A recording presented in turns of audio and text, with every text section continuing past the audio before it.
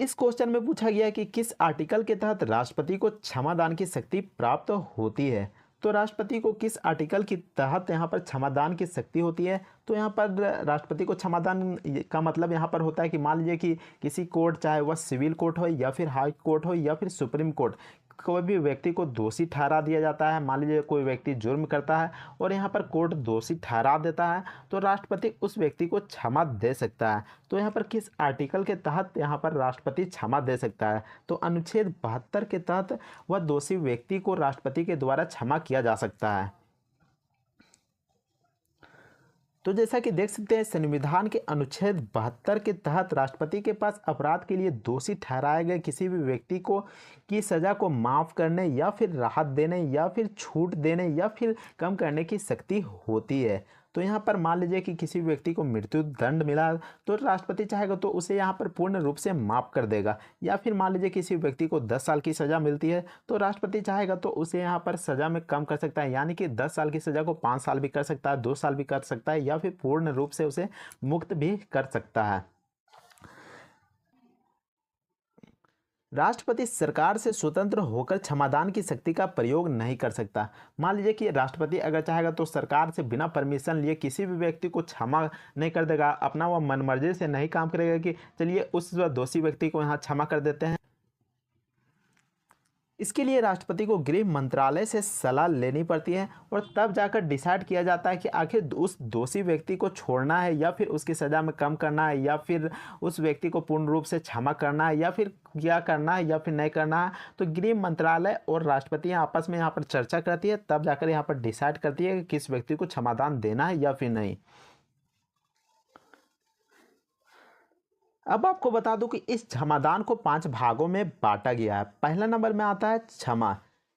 इसमें पूर्ण रूप से दोषी को यहाँ पर माफ़ कर दिया जाता है, यानी कि मान लीजिए कोई भी यहाँ पर कोर्ट, सुप्रीम कोर्ट या फिर हाई कोर्ट या फिर सिविल कोर्ट कोई व्यक्ति को दोषी ठहरा देता है और मृत्यु दंड या फिर कोई कारावास या फिर कोई भी सज़ा सुना देता है, तो यहाँ पर राष्ट्रपति चाहेगा तो पूर्ण रूप से यहाँ पर उस व्यक्ति की सज़ा को माफ़ कर सकता है। वह स्वतंत्र रूप से यहाँ पर आम आदमी की तरह अपना जीवन जी सकता है। इसके अलावा अगर किसी व्यक्ति पर मुकदमा चल रहा है लेकिन कोर्ट अपना फैसला नहीं सुनाया है, मान लीजिए कोई व्यक्ति पर यहाँ पर कोर्ट के द्वारा मुकदमा चल ही रहा है और केस का सुनवाई नहीं हुआ है, तब भी यहाँ पर जो राष्ट्रपति चाहेगा तो उस व्यक्ति को यहाँ पर मुकदमा चलने के दौरान ही उस व्यक्ति को क्षमा दे सकता है। दूसरा नंबर में आता है लघुकरण। इसमें दंड के स्वरूप में बदलाव किया जाता है। उदाहरण के लिए देख सकते हैं यहाँ पर मृत्यु दंड को आजीवन कारावास में, मान लीजिए किसी को यहाँ पर फांसी की सज़ा सुनाया जाता है तो यहाँ पर आजीवन कारावास यानी कि उम्र कैद की सज़ा में यहाँ पर परिवर्तित कर दिया जाता है। इसके अलावा किसी व्यक्ति को अगर कठोर कारावास का सज़ा यहाँ पर मिलता है, मान लीजिए कि उस व्यक्ति को यहाँ पर कठोर काम करने के लिए कहा जाता है या फिर किसी कठोर काम को करने का यहाँ पर सज़ा मिलता है, तो इसे यहाँ पर साधारण कारावास में परिवर्तित किया जा सकता है। लेकिन आपको बता दूं कि इसमें समय का बदलाव नहीं किया जाता है। तीसरा नंबर में आता है परिहार। इसमें दंड की अवधि को कम करना शामिल है। उदाहरण के लिए मान लीजिए किसी व्यक्ति को 2 वर्ष का कारावास की सज़ा मिलता है तो उसे यहाँ पर 1 वर्ष कर दिया जाता है। तो यहाँ पर इस तरीके से समय में परिवर्तित कर दिया जाता है। मान लीजिए कोई व्यक्ति को 10 साल की सज़ा मिलती है तो उसकी सज़ा को यहाँ पर 2 साल भी कर दिया जा सकता है, हो सकता है कि 5 साल कर दिया जाए। तो यहाँ पर राष्ट्रपति पर डिपेंड करता है कि उसका यहाँ पर सज़ा को कितना समय के लिए कम कर दिया जाता है। तो परिहार में समय का यहाँ पर मायने रखता है। नंबर 4 में आता है विराम। तो विराम में क्या होता है, जब दोषी व्यक्ति को कोई बड़ी बीमारी हो जाती है या फिर वह व्यक्ति पागल हो जाता है या फिर कोई महिला गर्भ अवस्था में आ जाती है, तब जाकर यहाँ पर विराम लगाया जाता है। और ऐसे में विराम लगाने के दौरान उसकी सज़ा में यहाँ पर परिवर्तन किया जा सकता है। उस दोषी व्यक्ति को कुछ समय के लिए जेल से बाहर निकाला जा सकता है और उसे हॉस्पिटल में भेज दिया जाता है या फिर जेल से कुछ बाहर रखा जाता है। तो विराम में यही होता है। नंबर 5 में आता है प्रविलंबन। अस्थायी समय के लिए किसी सज़ा, विशेषकर मृत्युदंड यानी कि फांसी पर रोक लगा दिया जाता है, यानी कि कुछ समय के लिए जो फांसी की सज़ा होती है उसे यहाँ पर टाल दिया जाता है। और इसका उद्देश्य दोषी व्यक्ति को राष्ट्रपति से क्षमा या फिर लघुकरण प्राप्त करने के लिए समय देना है। तो इसका उद्देश्य क्या होता है कि मान लीजिए कि कोई व्यक्ति को यहाँ पर फांसी की सज़ा हो जाती है, तो यहाँ पर जो राष्ट्रपति से क्षमा याचिका लिया जाता है, तो राष्ट्रपति मान लीजिए कहीं बाहर गए होंगे या फिर राष्ट्रपति यहाँ पर देरी कर रहे होंगे, तो राष्ट्रपति यहाँ पर उस व्यक्ति का जो प्रविलंबन के तहत फांसी को रोक देता है। और यहाँ पर हो सकता है कि राष्ट्रपति बाद में यह कह दे कि उसे फांसी में चढ़ा दिया जाए, क्योंकि उसकी याचिका यहाँ पर रद्द कर दी जाती है।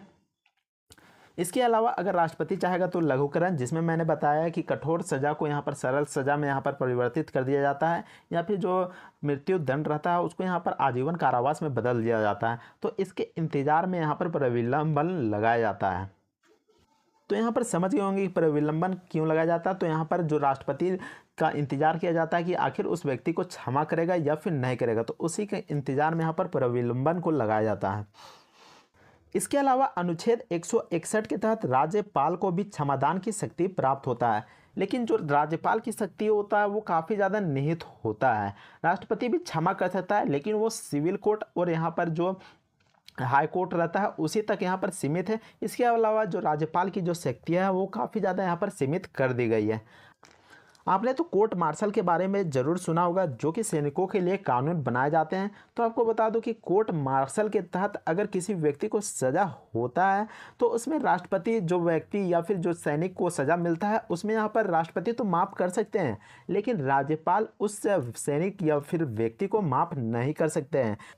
इसके अलावा मृत्यु दंड, यानी कि मृत्यु दंड में राष्ट्रपति तो उस व्यक्ति को यहाँ पर क्षमादान दे सकता है, लेकिन राज्यपाल मृत्यु दंड की सज़ा को कभी भी माफ़ नहीं कर सकता है, चाहे वह मृत्यु दंड सिविल कोर्ट से मिला हो या फिर हाई कोर्ट से मिला है या फिर जो कि सुप्रीम कोर्ट से मिला है। यहाँ पर राज्यपाल मृत्यु दंड की सज़ा को यहाँ पर माफ़ नहीं कर सकता है।